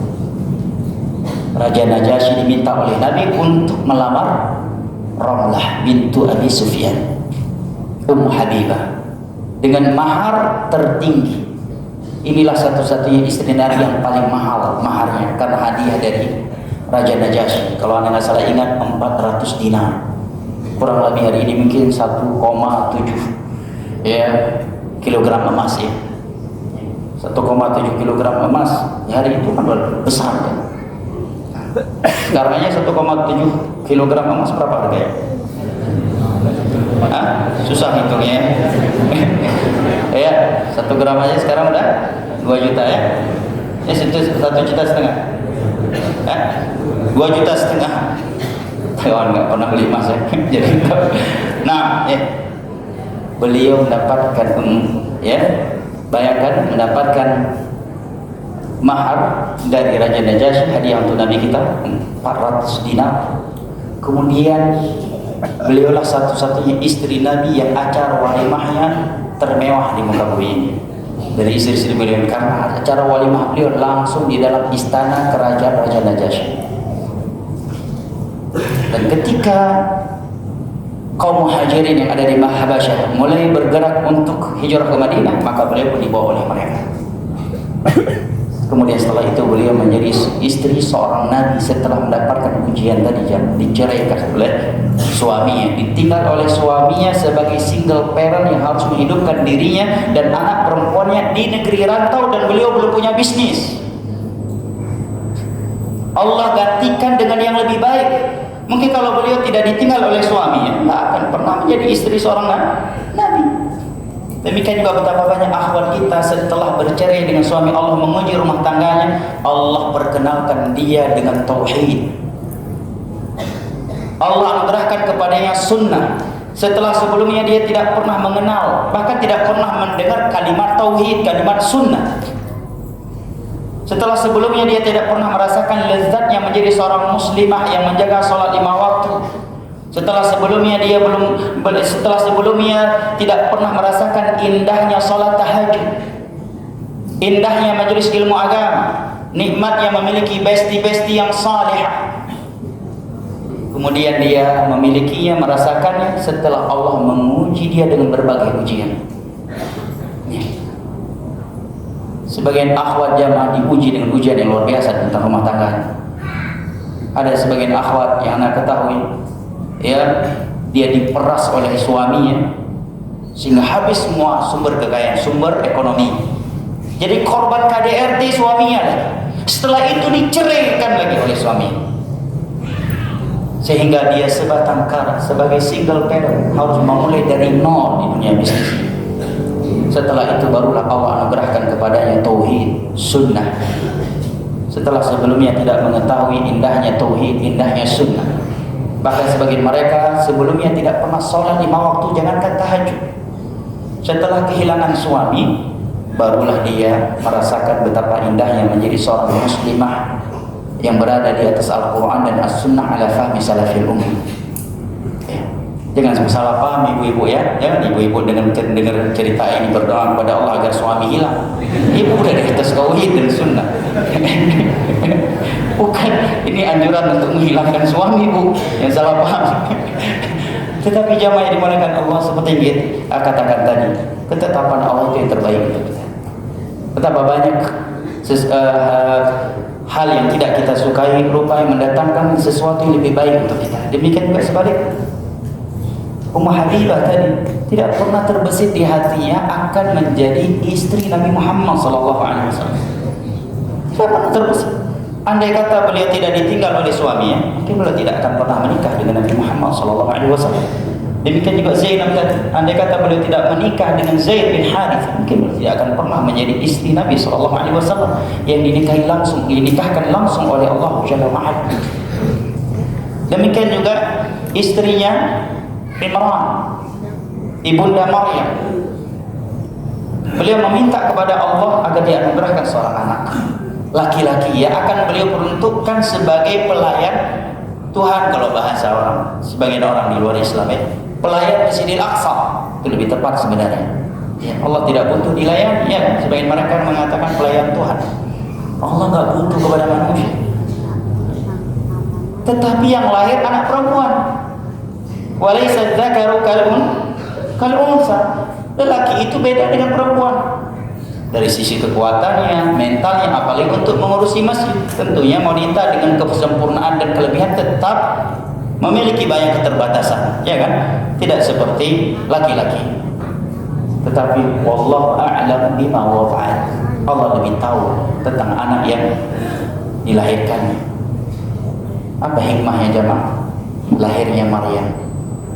Nah, bayangkan kalau lahirnya anak laki-laki, mungkinkah Nabi Isa akan lahir dari ayah tanpa ibu? Hah? Ya kan? Yang lahir adalah laki-laki saat itu. Ya.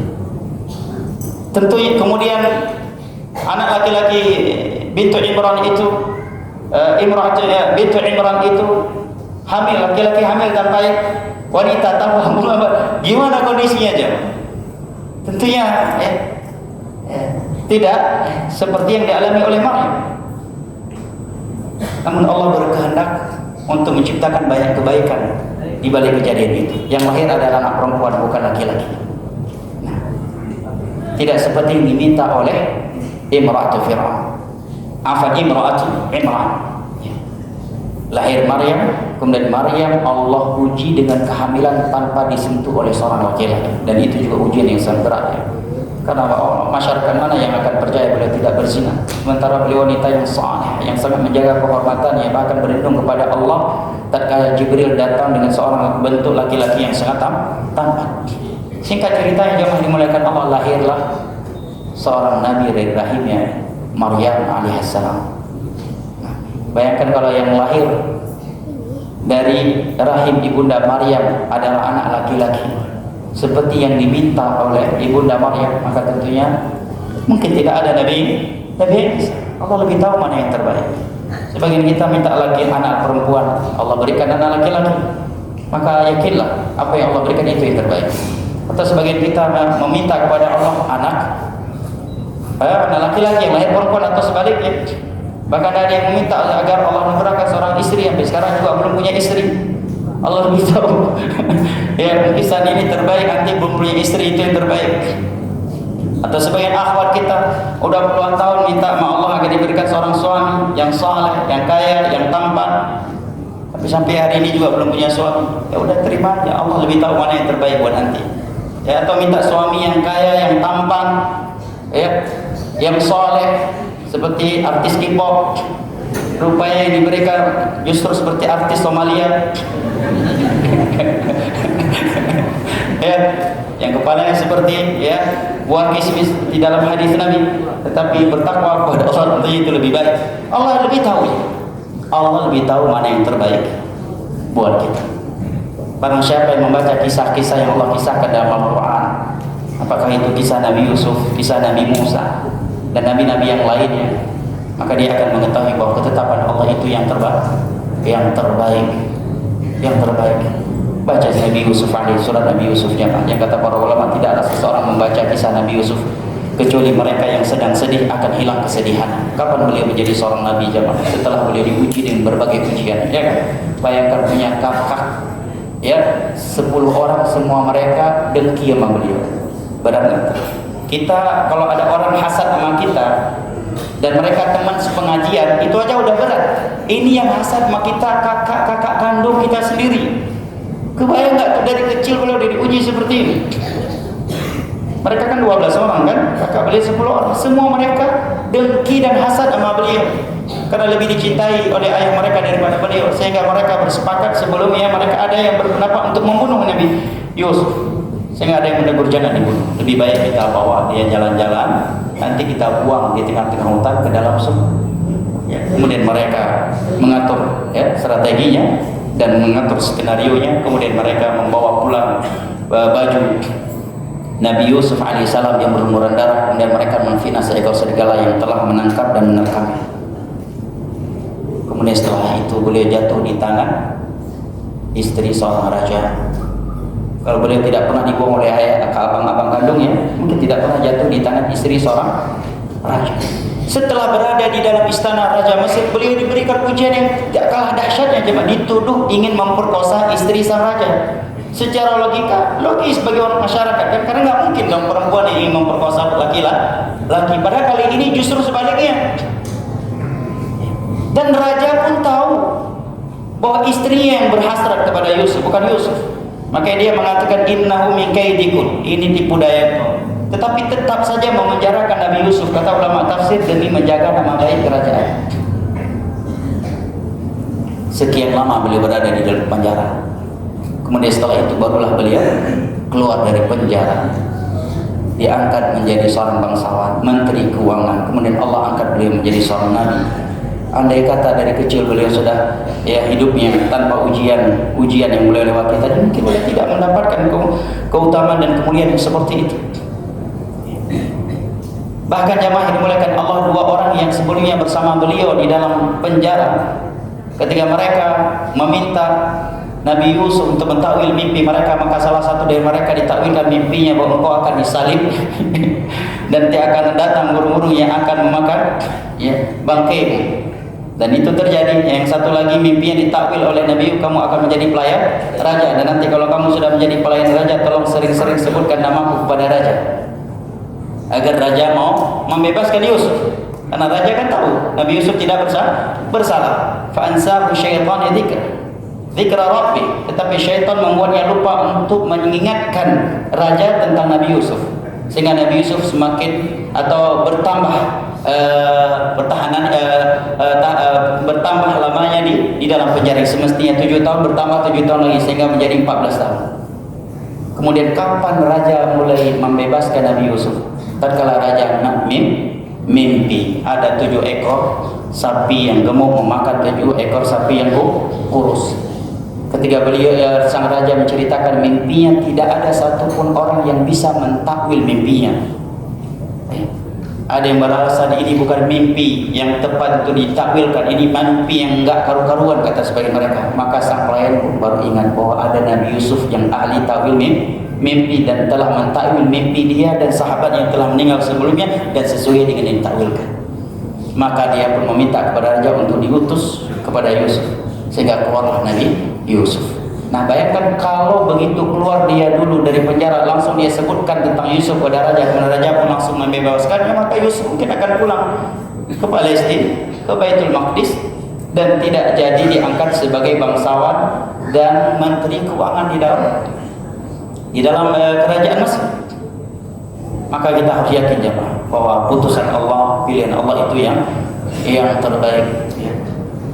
Saya tutup dengan 2 kisah ya, yang satunya mungkin untuk bapak-bapak dan mohon jangan tersinggung. Satu lagi untuk ibu-ibu ya.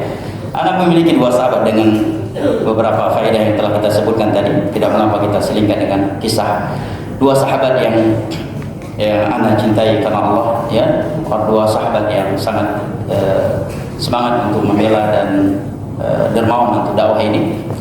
Satunya di Jabodetabek, satunya lagi di Bangka. Jadi yang satunya jamaah, beliau berdoa di musim haji di Padang Arafah. Beliau berdoa, ini kisah untuk ibu-ibu ya, Bu, yang tersinggung Bu ya. Beliau berdoa di Padang Arafah, ya Allah cukupkan saya dengan satu istri saya ini. Istrinya mengaminkan, tapi beliau sekarang poligami.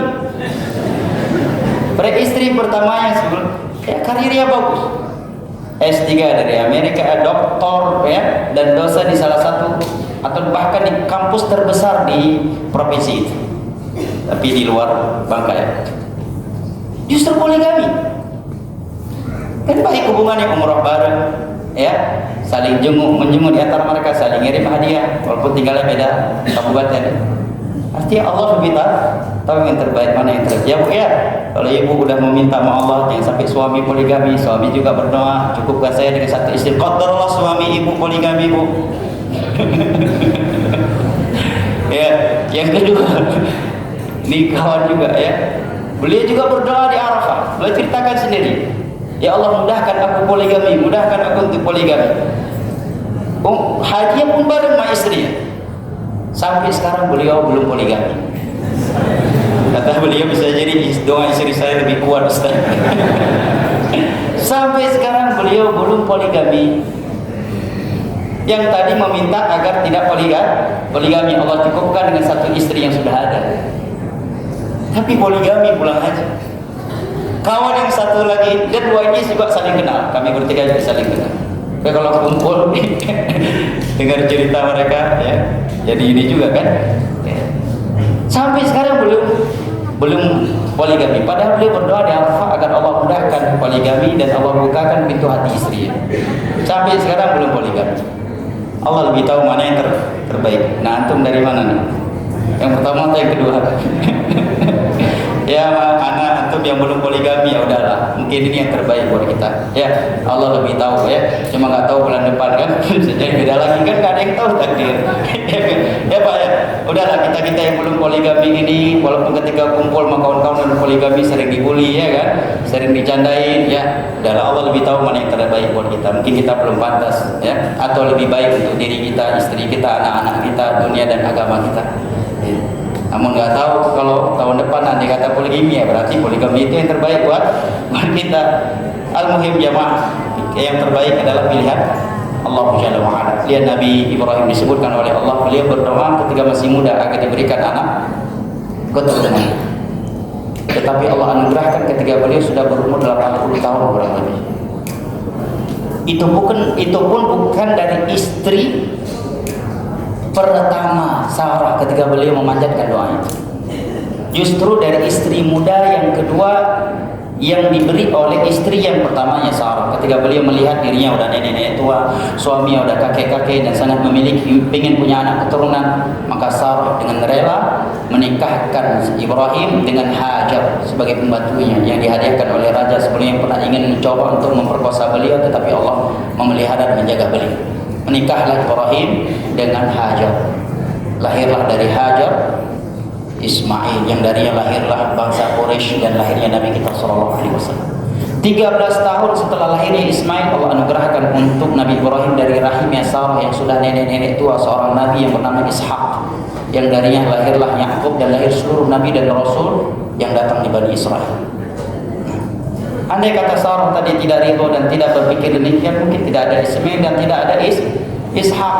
Tapi lihat betapa Allah membalas Sarah ketika memerintahkan suaminya menikah lagi karena ingin punya keturunan. Maka Allah membalas kontan kebaikan Sarah yang ridho, bahkan menyediakan istri kedua untuk suaminya, Bu. Ya, ada ibu-ibu udah mau ubah, udah nggak betah dengar cerita ini. Ya, al-muhim Sarah Allah balas ya atas keputusannya itu dengan Allah lahirkan dari rahimnya Ishak, yang darinya lahir seorang Nabi Yakub dan dari Yakub dari seluruh para nabi dan para rasul. Tetapan Allah itu yang terbaik. Ya, kita harus yakin dengan itu sehingga kita bisa ridho dengan Allah, dan apabila kita ridho dengan Allah maka kita akan mendapatkan berbagai keutamaan dan kemuliaan yang sebagainya telah kita ketahui tadi. Wallahu a'lam bishawab. Baik, jamaah yang dimuliakan Allah, di sini ada beberapa pertanyaan tapi sepertinya waktunya sudah habis. Ya, sudah habis ya. Sudah lewat malah, Allah musta'an. Baik, mohon maaf ya. Mudah-mudahan jamaah yang dimuliakan Allah, apa yang telah kita kaji dapat memberikan manfaat kepada kita, dan mudah-mudahan kita tidak bubar dari kajian kecuali Allah telah mengampuni dosa-dosa kita. Tidak ada yang masih terlilit hutang kecuali Allah lunaskan hutang. Tidak ada yang sakit kecuali Allah berikan kesembuhan yang segera dan sempurna. Tidak ada yang sedang berada di dalam kesempitan kecuali Allah lapangkan keadaannya. Tidak ada yang sedang menguji rumah tangganya kecuali Allah memperbaikinya dan menciptakan sakinah, mawaddah dan rahmah di dalamnya. Dan mudah-mudahan ikhwan yang belum menikah dan belum punya istri, Allah anugerahkan seorang istri yang salihah dan jadilah. Dan mudah-mudahan akhwat dan ummahat kita yang masih berstatus single atau single senior juga Allah anugerahkan seorang suami yang saleh, yang tampan, yang kaya dan ideal. Dan mudah-mudahan bapak-bapak yang sudah memiliki satu istri, anda doakan semoga Allah tambahkan kesetiaan dan kelemah lembutannya terhadap istri dan anak-anaknya. Amin ya rabbal alamin. Innahu waliyyu dzalika wal qadiru alaihi. Sallallahu ala nabiyyina Muhammad